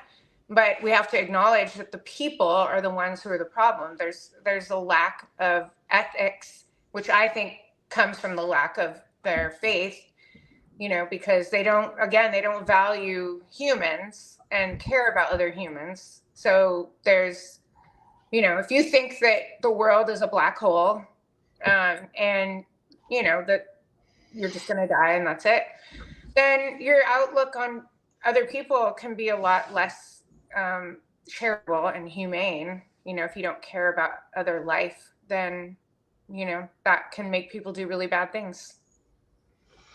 So Pammy over on YouTube says that AI regulations and the Bill of Rights needs to happen ASAP. People can't even tell what's real and what's fake. And maybe that's a good jump off there, Pammy. Thank you. That like, at least from a law enforcement perspective, Randy and I were both LAPD cops. I worked for another totally unscrupulous organization, but Randy got fired as a felon. So, you know, we've had a whole taste of the rainbow. But what I can say is like that with real and fake is that this really goes into a very dark area, because like a lot of people say, well, you know, with Red Bike says, didn't we see Hal as a warning? So people are saying, well, you've got to tax it. You've got to have some kind of fee structure and regulations and stuff. But really, when you make laws, only law abiding people follow the laws. Right. And then other people are going to do what they're going to do. And so if, you know, if the United States decides we're going to have all these regulations, and then China's like, we don't give a shit if you make kitty stuff over here. And then people are going to be like, oh, I'm going to go over there. And then it becomes like a dark web thing. And then you think that that is real. So, and then there's people like that woman in Kentucky, whatever that legislator was, that said that as long as it's fake, it's totally fine. And we should completely endorse it because that's not a real child being affected. But if it's so convincing, now picture this, picture your daughter, they get a picture of her at 7 years old and they decide to make some inspired art with it. And it's fake, but like, it's just not right. And so the tool isn't the problem. The problem is that we've just become this like depraved, degenerate like world with disgusting people that are going to do what they're going to do. So yeah, could you come up with a fee structure and like tax it in some way, you know, to offset the 1/15 of a teaspoon it took to make my best friend into a fat merman? Like maybe, yeah. But then also, this is what we see, just especially in American politics now, is that the people with the money get to do whatever the hell they want, and it's really only legislating the little guys like us. Yeah. Matt was trying to say something, but he didn't get I it. think one thing I was saying is like my grandpa, born in 1910, when he would go to school, they would all have their guns. They're like shotguns or whatever they brought to school with them.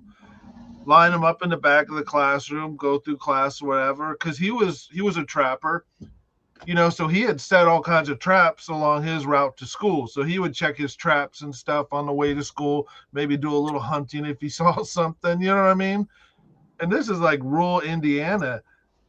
Could you imagine kids showing up to school with like a 22 now and like just putting it at the back of the classroom?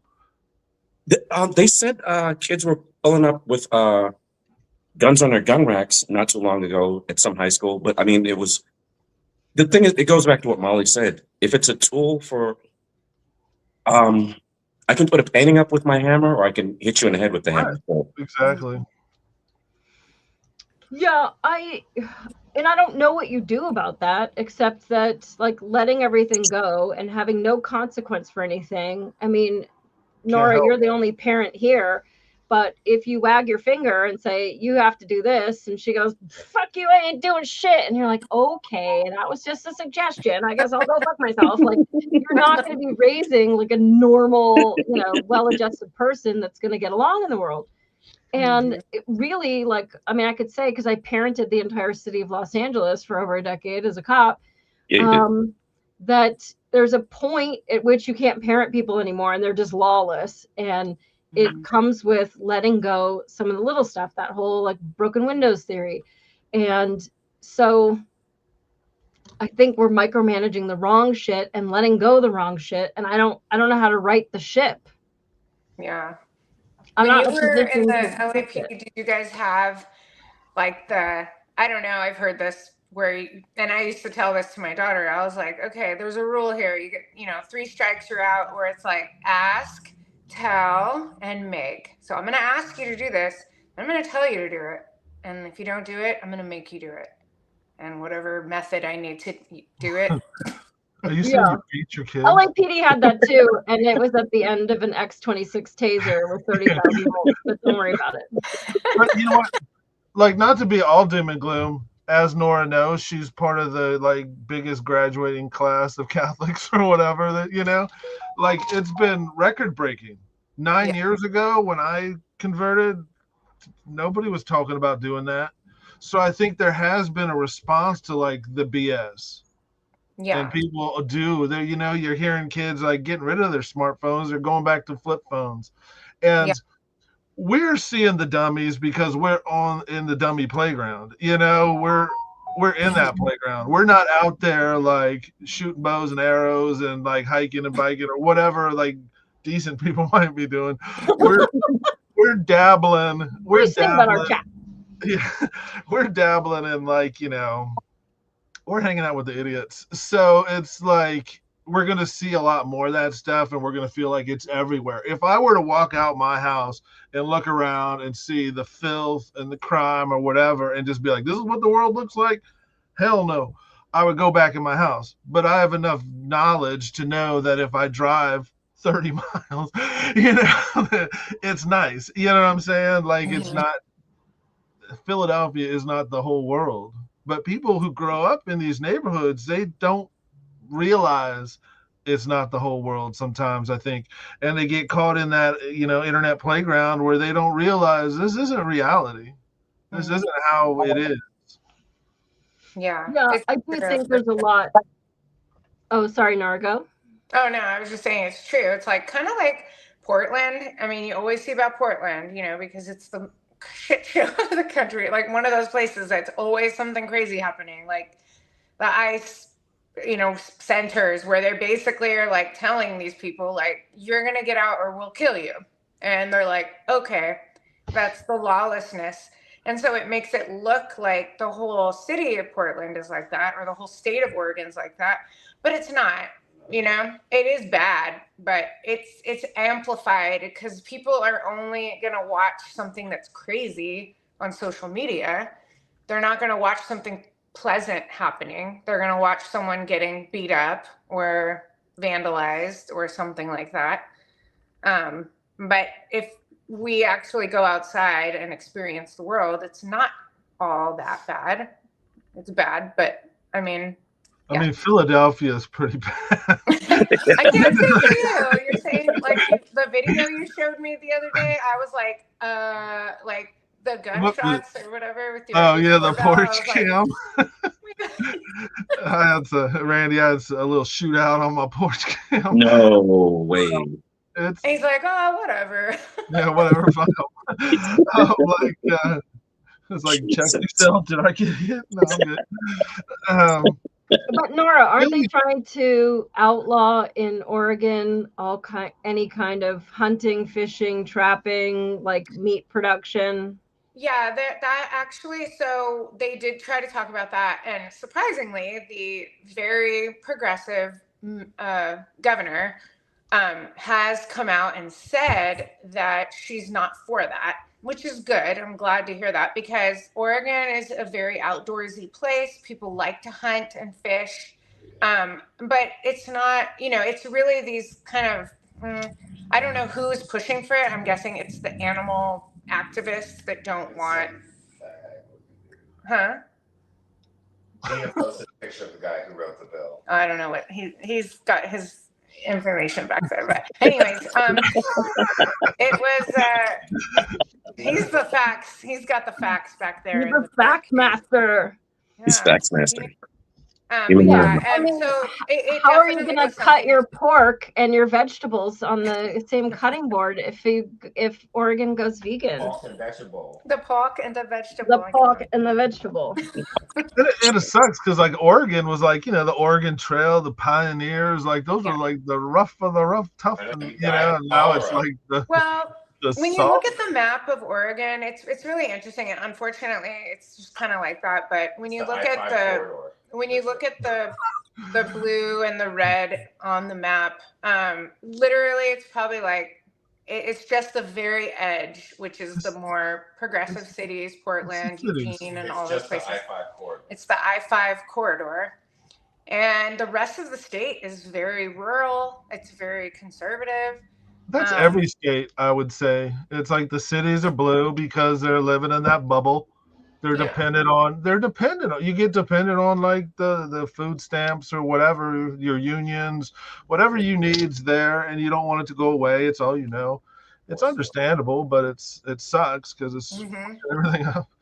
But whatever. Do you guys think there should be two sets of rules, like city rules and rural rules? Like if you guys want to let prisoners go, you can go free in LA and New York, but we live in the country. We're allowed to have our guns. Like, I think we have that to some degree, don't we?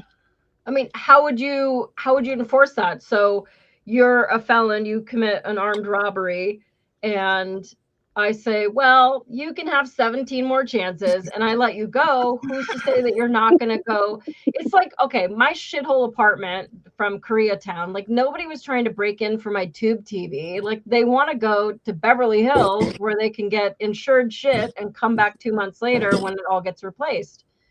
And so I don't know how you would say that you have rules here and then not here, but I mean, we do that via states. In LA, we had our own municipal codes that were illegal in the city of Los Angeles, but not in Santa Monica or Beverly Hills or any of our outliers. So it just seems like the cities vote for stuff and messes like everyone else up. So. But I think you just over legislate shit, and like really you're over legislating shit because common sense doesn't exist anymore.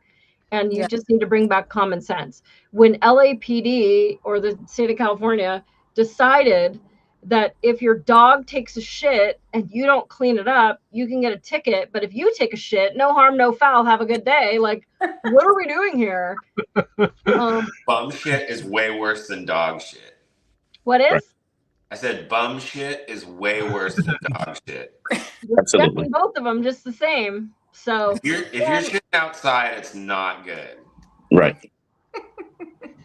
It's a bad day.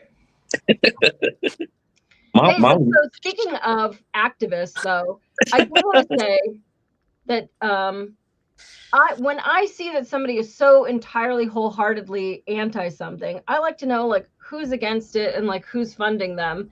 And one of the big ones that I saw that was against AI is this Food and Water Watch, which sounds like, oh wow, they're really here to help us. But they're actually a subsidiary of the Sierra Club, which also sounds like, oh yay, the great trees and like so wonderful. Like the Sierra Club, they're for like humanity and they're for like keeping green belts and shit. The Sierra Club is literally, their whole motto is forest conservation through political advocacy and litigation. All they do is these like sham legal trials. They these shill lawsuits. They sued the Department of Interior to force the release of records to remove content disparaging certain Americans. I don't know what certain Americans they're talking about, but like these are lawsuits, and this is millions of dollars. So it started, the founder, I guess, said naughty things long ago, and they let it go for all these years. And then all of a sudden they just decided to get like totally social justice. And they were like, he's a white supremacist. We need somebody black in charge of us. And then that guy was fired for like all kinds of sexual harassment, bullying people, retaliation against the blacks at the Sierra Club, and overspending and wrongful termination and all the shit. So that guy was just kicked out. But what I want to say is so Sierra Club, they're a 501c3, which means they are a charity, but like all their work is just suing people and lobbying the government so that they can get like their friends to have better laws to protect their donors. But it's a charity. But at any rate, so they make $124 million a year. It's just a money-making machine. And how much? They're only focused on social justice. I will say, my mom, that a couple of you guys have met, she's a very principled woman. She called Sierra Club many, many years ago. There was the biggest tree. I grew up in Calabasas. It's like a fucking one-horse town. And there was this massive oak tree. It was hundreds of years old. And the Calabasas High School wanted to take the driveway for the students and like put it over 2.5 feet that direction instead of that direction. And it was going to take out this tree that was hundreds of years old. And so my mom calls the Sierra Club and they're like, we're not interested. We don't protect trees. Like, well, what the fuck are you doing? This is what they do. They just sue people. So they're making $124 million a year in donations. And that guy who was fired for all the sexual harassment and stuff, he was raking in with like his total comp package over $500,000 a year for just him, so that he can sexually harass people and be retaliatory towards blacks and everything. And under the guise of like save the trees, $0 per year goes to the trees. So I'm going to tell you what their money goes to. Of the 124 million, 85 million of that goes to lobbying the government for laws that help their donors. 25.5 million is to educate people on climate change, which is another fucking scam.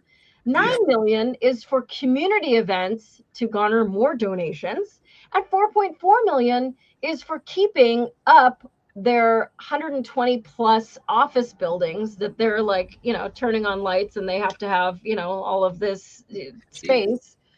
Because it's just a money-making machine. And yet we think like, oh, they're going to say they hate AI because this is what they do. It's just like a money-making monster. Just a bunch of lawyers.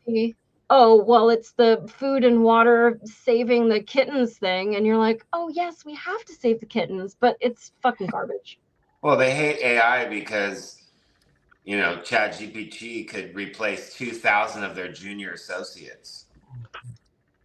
And it's all lawyers. It's like some lawyers at the club decided to like, how can we make money? And they're like, oh, we could start a church, or we could start the Sierra Club. And they're like, that sounds like a good idea. We'll get some donors, or some people. Right. And so like, I found all this information on the internet.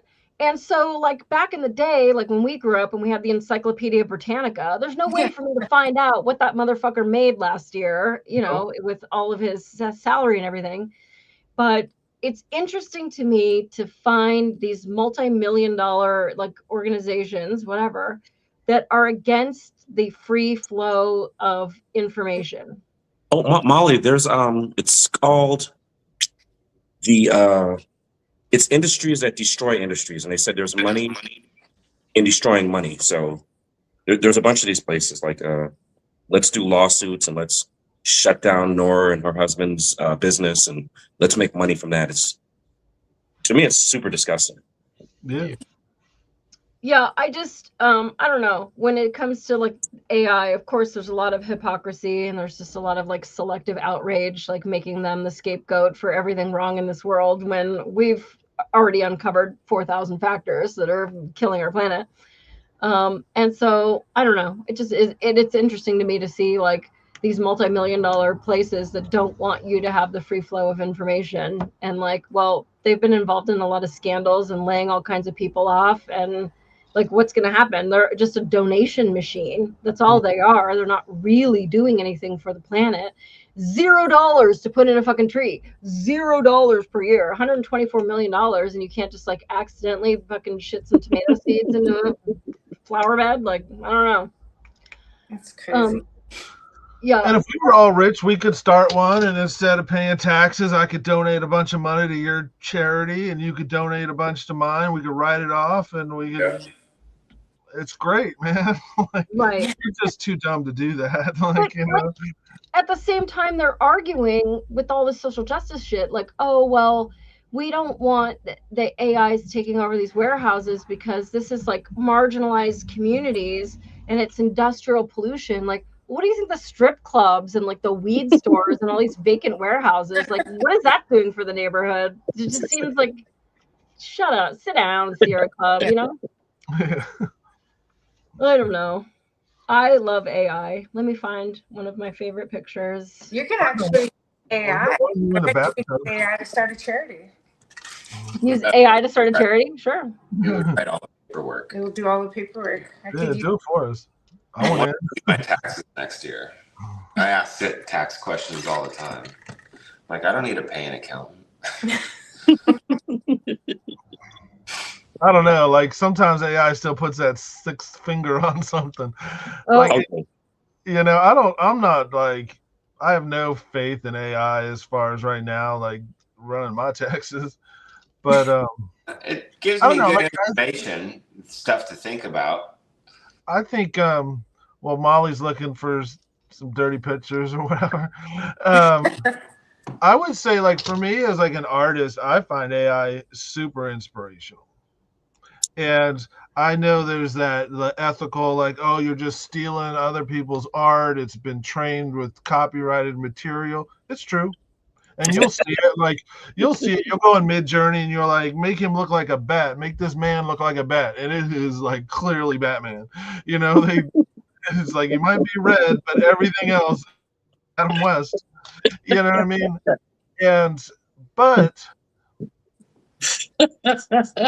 you still have a responsibility as an artist. I could do the same thing. I could be like, you know what? I'm going to draw this bat person. I'm going to copy this comic book. You still, as an artist, as a not artificial intelligence, you're the filter of what's copyright infringement and what's not. If you're suspect that that's somebody else's work, then don't do it. Also, there's like, when you go to art school, what are you taught? Paint this picture. You're copying masters. You're copying classic masters. If you want to be a comic book illustrator, you're learning from the McFarlanes and the, you know, Stankowitzes, whoever you're into. You're doing your best to copy that. You're going to the Jack Kirby School of Comic Book Art, and you're going to be taught the Jack Kirby way. And they used to have advertisements for that. He's teaching you how to do that comic book in his style, in his method, how he does it. And people want to do that. So that's all AI is doing. It's looking for inspiration somewhere else. And you can't tell me a band doesn't listen to other bands and be like, that song's dope. I love what they're doing with the guitar fuzz. I want to have some of that. I need to get me one of them pedals, and I'm going to do that too, or whatever. And it works your way in. And somehow your personality gets involved, and it changes it, and it evolves it. And it's the same with art. And if you're if you're an artist and you're worried about AI taking your job, you ain't worth your fucking weight in oil paint. You're just not. Yeah. You know what I'm saying? You're a sorry ass artist. Well, I mean, I can attest to. I've written so many songs back in the day, watching and listening to other guitar players and being like, "Oh, that chord change is cool. I'm gonna steal that." Every musician steals from everyone else. How do you even get better? It's like you don't outright steal, but you're like, "Oh, that phrasing." Every song you can rearrange in any other way. So it's just kind of like putting its own little spin on it. Just how everyone kind of steals everything else and then puts their own little polish on stuff. And plus, I feel like with music, we've kind of hit a wall. Like, honestly, what's like the last genre? Mumble rap? That shit sucks. No, dude. Garbage. Grunge. That's the last real We talk genre. about this. Not even. Our I would generation say. is the last generation to have like an actual distinct I genre. don't agree. Like, I disagree. I would say, in my experience, I would say dubstep was the Okay. last like absolutely Okay. like new and innovative that's true. music. Yeah, And there might be like some kind of K-pop shit that we're not listening to or whatever. K-pop is just Backstreet Boys, like. Yeah, with I don't really know. There's probably ethnic music that like is new to us. I don't fucking know, but dubstep was new. It really was. That was a fresh new approach to music, and I feel like we haven't, and that's like 15, 20 years old now. Yeah. So we haven't seen shit in like 15 Right. years. Yeah. So Well, I'm the like, fuck internet. it. Fuck it. Let's see what AI can do. Let's let AI like surprise us. Yeah, the Doesn't that go internet through- has really made things homogenous, though. I mean, Yeah. remember back in the day, if you lived on the West Coast and you met someone from the East Coast, you guys almost spoke two different languages. You had different words, different ways of dressing. Even if you went 100 miles out of the way, those people had different slang. Now everybody says the same words. They listen to the exact same music. They all dress the same. It's like, dude, where's your flavor? Like, all rappers sound the same. Like back in the day, in the 90s, if you're a rapper, you could not sound like anybody else. You could not get on. You couldn't do any of that. Everything is just so homogenized and fit into this little bubble now. You knew what town a rapper was from. Like if he was from Brooklyn, you knew, oh, he's from East New York. He's from yeah, he's from Flatbush. Or Flatbush. Yeah, exactly. Now I have no, well, I don't listen to it anymore, but you have no idea where, are you from Georgia or are you from Alaska? They're just repeating the formula. They're not bringing any, like I said, with mumble rap, that was like kind of like they're like, I'm bringing this to the table. My inability to like articulate words is what I have to offer. And it's just like, that sucks. And it's like, I would say, you know, people would disagree. I would say Eminem brought something to the table. I would say Lil Wayne brought something to the table. That was still before the internet was like, you know. Oh yeah, and I used to have like Eminem's like sticker on my keyboard case, and people were like, "What the fuck is that?" And I think Molly was in an Eminem video, weren't you, Molly? That's a whole story for another time.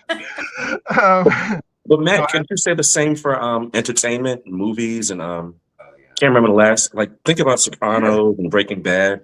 We don't have anything. It's Game all of the Thrones. same shit. They're like, "Oh, let's make another King Kong movie," and trust me, I love King Kong. I just heard that the new He-Man sucks. It looks like it sucks. That's what I heard. The shit in the 80s. But they were embarrassed to be He-Man and like embrace the cheese. It looks horrible. The old He-Man, the only thing that made it like halfway decent is it kind of reminded me of the old Flash Gordon like movie from the 80s. And that movie's awesome. Well, that was really cheesy. That would be fun. But they said like Jared Leto as Skeletor was just fucking awful. It's stupid. I saw that thing looks horrible. And plus, who cares? Skeletor? Who's that movie for? We were talking about that at work. Someone should make a He-Man movie that's like violent and crazy or whatever, like sort of Game of Thronesy, because who the hell cares about He-Man? 52-year-old like dudes. That's it. Kids don't give a fuck about He-Man. Was She-Ra even in there? Yeah, She-Ra needs to be like straight like softcore, big time. All the male fantasies that were like, you know, they should have made 2 He-Man movies. They should have made one for the kids, and while they're taping it in the nighttime, make another one for adults. My cousin used to have the Castle Grayskull. That's how you make the money, bro, man. Make like an adult He-Man. Shit. You could do that with AI. Just be like, hey, make me a filthy X-rated He-Man. In like 20 minutes, I'm gonna start working on it. You should release it on Rumble. Me and Randy, we're chatting off to the side. We're already coming up with plot lines, bro. That's why I just watch old commercials, you guys, because those are genuinely entertaining, especially you, Molly. No comprendo. But I did love, you were sending us some like totally cheesy 80s commercials the other day. And what I loved is just like the simplicity of the 80s. There wasn't any of that social justice shit and like where you know that person was hired because of that particular like box that they checked. And like it was just, it tastes good. And like it didn't matter. It was so right. Think of the A-Team. Yeah. That was like diverse casting. They had like the pretty boy, they got like sort of punk rock, they got the black dude, they got the girl. They have a girl in there. The guy who took acid numb. They didn't have really any Asians in there. But hey, let's Star Trek did. Star Trek had it. It's like, I don't know. I feel like I guess we're getting off topic. Anyhow. No, I think where they went with diversity was kind of the anti-American because someone said Star Wars wasn't diverse. I'm like, are you serious? It's a bunch of aliens and shit. It just wasn't like diverse as we know it. But like Greedo, last time I checked, Greedo was like different from Han Solo. Oh yeah, just a little bit. They're not the same race, are they? Greedo and Han? No, green alien. Yeah. Cammy suggests the fan remake movies on YouTube are better made than the Hollywood crap right now. Yeah, there's a lot of good like AI stuff. Like really, I love science fiction and monster movies, and there's just no shortage. So it seems like we're all pro AI, although I feel like maybe we didn't start out pro AI, or what do you think? I always was. I loved it. I thought it was weird at first because like I think that there's a certain level of like fear mongering for new things that people don't understand what it's capable of. And so I guess just me personally, when I first heard AI, I'm thinking, yeah, I don't like the idea of AI because I don't understand it that much. Because I'm sitting here going, dude, if I'm even thinking about maybe I have bad gas or something, okay? Maybe I'm telling Zach, I'm kind of gassy, Well, all of a sudden, every commercial on my phone is for something having to do with some kind of gassy issue or something stupid. Commercials on my YouTube are all now charging me for having gas. And I'm like, oh, that's nice. So that thinking about AI, when they're like, oh, we put AI on your new iPhone for you. And I was like, I don't want that. I literally was like, I'm not getting the new phone because it has AI. And here I am. Okay, I'm a hypocrite. Now I have almost every AI app there is. I have like, it's ridiculous. Like, I'm just like, okay, well, I'll admit it. It was because Hans. Okay, on Nora, if your next clip isn't titled "From Farts to Phones: The True Story Behind AI," you guys better watch out. You guys better watch out. This is the guy right here. Okay, we're almost at 2 hours. Does anybody have any other closing thoughts before I show my final photo of the evening? Well, don't all fucking jump in at once. I think people need to stop being so scared. I think that a lot of people are anti-AI because I think there's propaganda from somebody out there that's trying to create chaos, a new kind of polarization now. It's like, who's your team? Are you the anti-AI team or are you for it? It's always like someone is for it and against something, right? Yep. And I think that people don't understand it and they're easy to manipulate right now. And that's a way to get people on board or they have no use for it really. Like they're not in a business environment. They're not in a creative environment, or they're worried about it's going to take their job. And honestly, if I was worried it was going to take my job, I might be a little more concerned too. Yeah, but I'm not. So, I can sympathize with that. Like, but it goes back to like you need to learn a skill that like is employable and makes you unique and protects you from shit like I that. agree with that because we were even talking about that because like he's just working with his hands. There's AI is not going to replace his job. But I also think that culturally, I think people kind of got on this like education, academia high horse where you have to have a piece of paper to be someone in society, to be able to have a good career. It's like nowadays, if my daughter was young, I wouldn't be sending her to college. I would be like, you need to learn a trade. Well, they took all the vocational trades out of schools in like the 80s and early 90s. Like, my class was the last year we had auto shop at the school.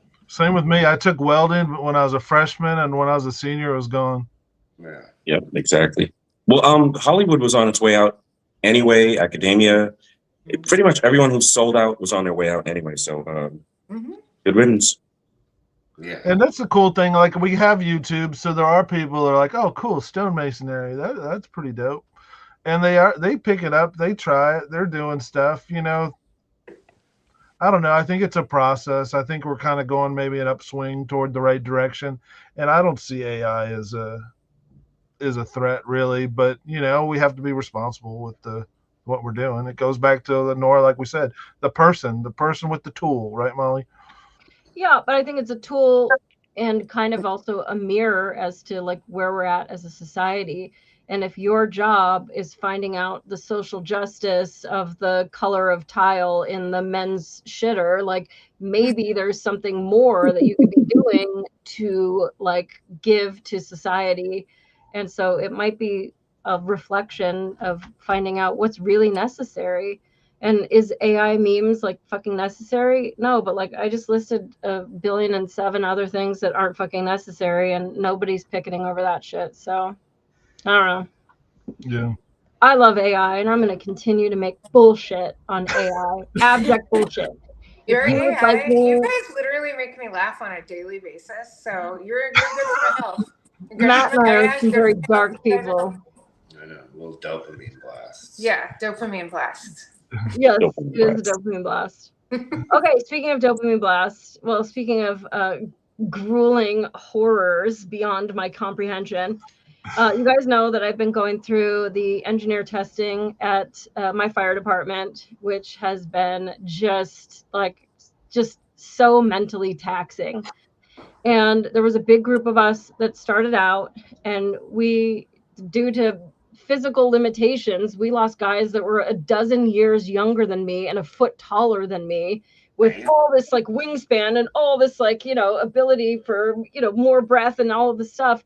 And it got weeded down, and it got so hard. And there was just a lot of miscommunication and a lot of problems with leadership at the department and everything. And there were some really great guys that weren't high level brass that really were pulling us through it and rooting for everyone. And so I've just had test after test after test. And then Thursday, it was just like, surprise, bitches, you got more fucking tests, and you have to do it by Friday. And I'm leaving early. And it was just like all this, like, dude, like morale couldn't be worse. Like I feel like I'm questioning why I didn't, forcibly quit 3 months ago when I softly quit. And the chief told me, just go through and get your black helmet. So you start with a yellow helmet. And if you can engineer the truck, which means that you're driving the truck to the scene, I'm pumping, I'm in charge of all the tools, I'm in charge of the whole crew, I'm the only one that doesn't go in the fire. So that's kind of what we were fighting for. And I don't really care. I don't have anything to prove to anyone. Like, I really just wanted to do it for the morale of the good guys that were there, that were fighting really fucking hard and doing a lot of really hard shit. And it made me think of, there's a documentary called The Standard. And if you want a documentary on mental fitness, that's the fucking one. It's like, man, it's just so crazy what people can do when they set their mind to it. And like, I went through LAPD Academy at 34, and I guess I'm just one of those assholes that if you tell me I can do it, like I just do it. I don't think about it. I don't worry about it. I just do it no matter, what it takes. And so anyway, I just wanted to announce today that I passed my very last test. Woo! That's awesome, Nice. Molly. Good job, Molly. Good job. I still make $16 an hour. What the So fuck? that's good. No more pay. I get a black helmet. I got one of these little kid black helmets at work today. Oh, that's awesome. So I am now an engineer. What does that mean? Absolutely nothing. I still don't know as much as like the full timers and everything, but you know, it was cool. I saw some really good guys go through it. There's a couple of guys that still have some more tests to go. They gave them an extension, so I'm still, you know, crossing my fingers for those guys because we really have put so much into this shit. And like, I don't care if you tell me I failed. Like, see you tomorrow. Like, it doesn't matter to me. But I know how much heart some of these kids have. And I mean, they're like 19 years old and stuff. And like, and I passed all these tests that these like young kids didn't do, like smart kids didn't pass. Like seeing the pack get smaller and smaller and smaller was just like, fuck, dude, like these guys deserve it more than me. But also I think I just have more grit than like any other human being. And I just get it done. So at any rate, I just wanted to show you this one last picture. So for my turnout gear, I now get to have a butt flap with my last name on it. That's it. I don't get a raise. Looks like AI.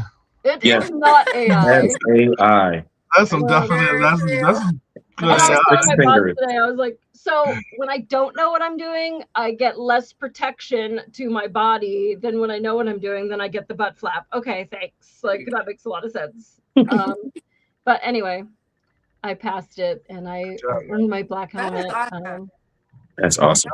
Yeah, so there might be like a pin ceremony. I don't know. And so one of our volunteer firefighters, which is what I am, a volunteer, he really stepped up to it for everyone, and he left his family. He's just such a great fucking guy and a really just like a true leader. And so I kind of sheepishly asked him today, like if he would pin me if we do like a ceremony. And that's like kind of an awkward thing to ask somebody because like you're supposed to have your like family do it, but like it's just me in Michigan. So I asked him if he would pin me and he said yes. So thank you, Pammy. Thanks, guys. Thanks, Red Bike. The Brenner butt flap. Yes, Rod, the Brenner butt flap. Although they bought me those turnouts like a while ago. Now I have to go find the Brenner butt flap and hopefully I know where it is. So, because I did take that picture a little bit ago. Oh, Circle of One. Thank you. A little celebratory. Thanks. Way to go. Thank you so much. So anyway, I just wanted to share that because I hadn't told anybody, but now you guys know. And next week, I don't know what we're doing. Oh, we have a very odd one. Randy, you want to tell anybody what we're doing next week? We're going to be doing some Trump and some. God damn it! You sent it on the. Fine. It's You got his birthday, and we're throwing a party for him that you don't want to miss. And Right. we got Nev's coming in, Circle of One. We're going to do a little bit of a roast and a little bit of a birthday celebration. Because you know I'm fucking ultra MAGA. So my black pill ass is going to be, we're going to be talking about the State of the Union next week. So Molly, I'm sorry I glitched out. When he said butt flap, Molly's butt flap. anyway, Randy, this is why we're friends. Because I think like internally we're both like 9-year-old boys. So, You're like, what's going on next week? Her butt's AI? butt flap. I don't know. This is butt flap. So, I'm sorry, guys. yeah. So, yeah. But thank you guys so much. This was a lot of fun. I hope that we get to talk about many other things. And thank you, Zach, our secret special Mystery guest. Oh, look at that. Who's that handsome guy? We've got another mystery guest too. Oh, another mystery guest. Excellent. Mystery guest. All right, guys. Well, I will see y'all on the interwebs. I'm mollysoup@gmail.com. If you need anything or you want me to AI a picture of you into a fat merman, send me your photo at mollysoup@gmail.com and I will turn you into an abomination. All right. Love you guys. All right. Bye. Help me, Obi-Wan Kenobi. You're my only